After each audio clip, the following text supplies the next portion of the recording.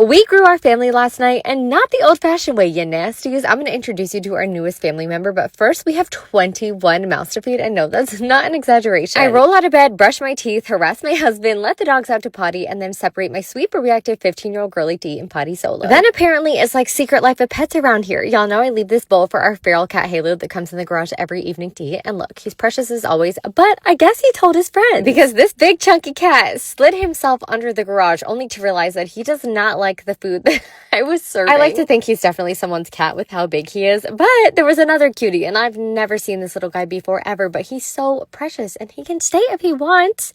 This is the daddy cat to our cat who has a home, but I guess he wanted a little midnight snack, and I don't blame him. Y'all know I wouldn't have it any other way, but now that we've fed half the neighborhood, let's get back to feeding our dogs. While I do that, my husband is going to start to wake up the house, opening the shades, turning on the lights, the candle warmers. I'm going to turn on the fan, and then we're going to charm the couch. We do this every morning so that nobody walks around in dog hair because life is too short not to let them on the furniture. We've just got to collect it up, you know? Speaking of collecting, we've got to pick up everybody's dog bowls, let everybody out to potty, and then one of our kids woke us in the night with an accident. Not a big deal at all. I've just got a little bit of laundry to switch before I start my summer pot. Such a great natural way to keep your house smelling good. I'll use this one for a few days and then as a garbage disposal cleaner when I'm done. I don't even know how many mouths we've fed at this point, but we've got 6 cats to feed now. And yes, you heard me right. Consider that an official announcement. Got everybody's dry food, wet food, medication, and then Lila loves to hang out with the cats and they absolutely love her. And I think this is probably the sweetest thing I have ever seen. Rescued Lila 11 years ago. She was going to be put down because she had severe mange and a gunshot wound to the ear, and she has been the sweetest